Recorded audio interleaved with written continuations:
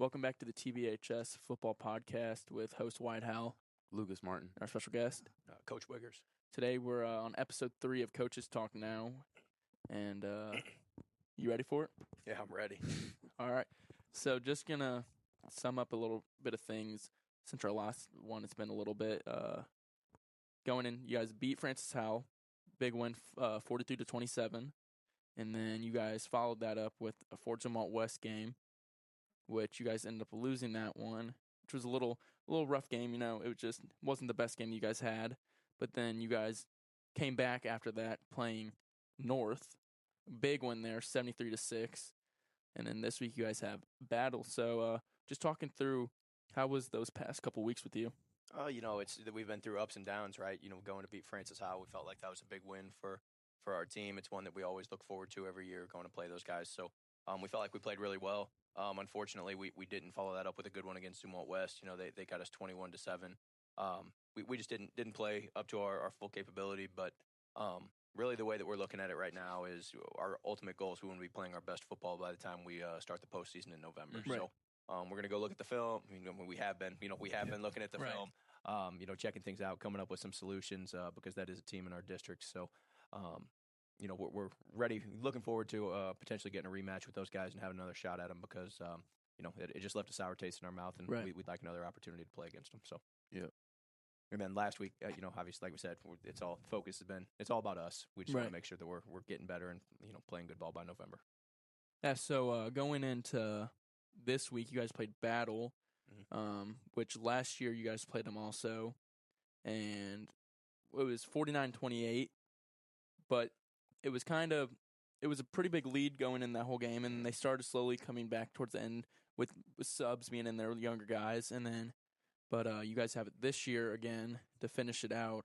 So what's kind of like that mindset going into this week as the last week of the regular season? Yeah, like I said, it's not so much. Obviously, we want to make sure we take care of Battle. They're the season hasn't gone the way that they want from a record standpoint, but they've got a first-year coach out there. They've got some talented players, so they're just working on getting things established with that coaching staff and that kind of stuff. So it'll be a game that we want to make sure we go take care of, but our ultimate goal is not necessarily to go beat Battle. Our ultimate goal is to get better every single day we practice, every single game, and continuing to hit the ground running. Like I said, we want to be playing our best football come postseason. So we're going to use this week as an opportunity to just keep pursuing our goal, getting better. Yeah, so going in like this week with practice, so how's that been looking? How's practice been going with everybody? Is it just same thing like you said? Everybody locked in. It's been a good week so far. Yeah, I thought yesterday was very sharp.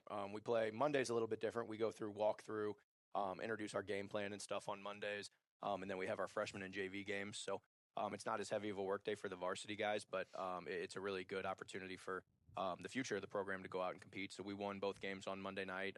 Freshmen beat Howell North, and the JV team beat Zumwalt North. So it was nice to go get a couple wins on Monday night. And then we had a really good day of practice, locked in, focused. Everything was good yesterday. So hopefully we can continue and just have a great week, stack good days. All right, Lucas. Is there anything that is worrisome about this postseason or anything like that?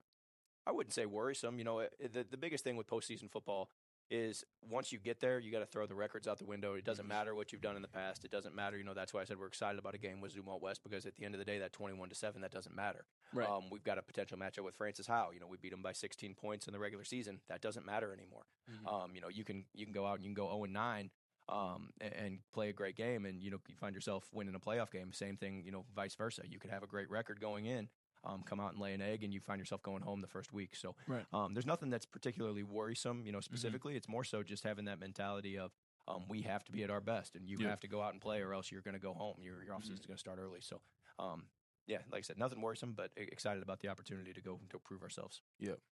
Yeah, so talking about the season, again, you guys had the chance to outright win the conference championship this year, which would have been the second time, and you guys would have finished first, but you guys end up still going that three-way tie, I believe. So how is that? It's always you said it earlier, was one of your goals always to win that conference championship. So how was that? Yeah, so obviously last year we were the undefeated in the regular season. We were the clear-cut undisputed champions of the conference. Right. So So that was really nice last year. So this year we had every intention on trying to run it back. Unfortunately, it just didn't quite work out that way. Zumwalt West got the better of us in week 7, and they earned a share of it. So the way that it works is they get a share. Francis Howell gets a share because they beat West, and we get a share because we beat Howell. It wasn't our ultimate goal to share that thing, but Right. whenever you look, zoom out and look at the big picture, despite a little bit of frustration with how that game went, this is the 50th year of Troy Buchanan football, and this is only the 3rd time that we've earned any piece of a conference championship. So, Right. We were a little disappointed. We wanted it all to ourselves, but looking back at it, this is something that we've worked really hard for, and we should celebrate that. Yeah. So, coming into next week, which would start district playoffs, do you guys have the chance of getting a bye still, or are you guys going to be looking forward to playing that first week? Yeah, so as of right now, first and foremost on Friday night, we need to go win the game. Right. Win the game, beat Battle, and take care of our part of it. And then there's some things that could happen with some other district teams. There's seeding is still pretty much up for grabs. We could find ourselves anywhere between the 2 and the 4 if we go win. So we're going to just see how it shakes out, control our piece of it, and then we'll keep an eye on the scoreboards and see what everybody else does. So there is a chance of a bye, but there's also a chance of being ready for a home game in that first round the following week. So, So you guys are looking at district-wise. You guys have St. Dominic is at the top seed right now, undefeated. So with that, it's a new team. You guys, we haven't really seen them at all. So what's that kind of thing, having a new team, and they're also at the top of that? So knowing that if you guys go all the way and they go all the way, it's going to be a new team that you guys are matching up against. Yeah, it's an interesting opponent for sure. That's a team that we're not familiar with too much. We haven't played. In my time being here in 7 years, we've never played against them. So we don't know a ton about them. We've got a little bit of film on them. We've done a little bit of scouting, just kind of getting preliminary thoughts and everything. But there's not a lot of common opponents that they've played that we've played or anything like that. So it'll be an interesting week of preparation if we do get to that point where we match up with those guys. So they've had a great season. Props to them, and we'll see if we see them down the road. All right, Lucas. No, I don't got anything. Not anything. All right. So just talking about overall, with the team wise, Trey Lococo getting hurt last week in that game. So what's that kind of looking like now with him most likely not going to be able to play in the game Friday? Yeah, so we'll see how. Sorry, excuse me. We'll see. They're still keeping an eye on Trey's knee. We probably won't have him on Friday night, which is unfortunate. He's had a really good sophomore year, so hopefully it's nothing too serious and we can get him back on the field during the postseason. But it'll open up some opportunities for some other guys. We're going to Ethan Farmer will get some opportunities at the H-back position. He's a sophomore, big, strong, 1,000-pound club dude. Right. So he's going to be the first guy who's going to get a crack at that job. And then Trey also did some work out of the backfield. So we still have Carter and Chris that can carry the bulk of it from that position. Spencer Landry's done a nice job with our JV group. So he's another name. And then we're also going to give Carson Twellman a few carries this week in practice and see what that looks like. He's been a weapon outside. So, see if he can do some damage from the running back position as well if we need him. So we've got names that can fill in that role, but obviously we're bummed. Hopefully we can get Trey back sooner rather than later. No, anything? Just going to talk about a couple little small things here. So how does, as a coach, talking about, overall with, your players, stuff like that, how does it measure with, an impact you really have on players, careers and stuff like that, being the head coach?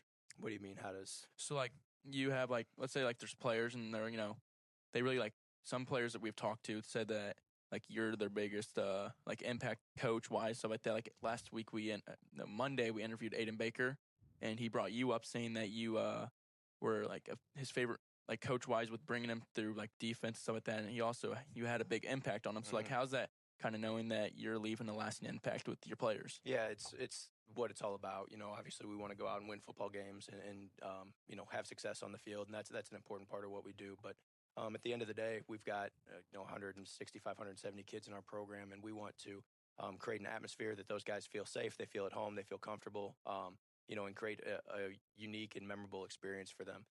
And part of that as coaches is making sure that we're, showing the kids, showing everybody that we care about them, genuinely, not only as football players, but as people off the field. We want our guys to go be successful, regardless if you're talking about the starting quarterback or a guy, or a guy who doesn't play too much. Right. You want to treat people the same way. You want to treat people consistently, treat people well. and try to have a positive impact on them. You know, if there are players out there who think that I've helped better their life, you know, that means that I'm doing my job, and that's Right. what I'm trying to accomplish is, you know, want to create those relationships that add value to people's lives. So yeah, speaking on that, like, now we're gonna turn. So if we would go ask What was that? I don't know, Oh, so it sounded like a Siri going off.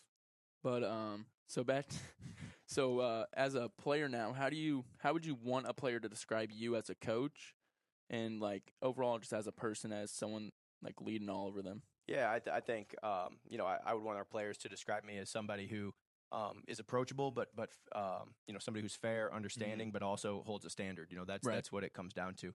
I think there's a way to balance both of those things. You know, if somebody's got something going on in their life, if somebody's, you know, got, you know, any type of situation, you know, I want our players to feel comfortable coming and talking to me about things that they've got going on or issues or this or that.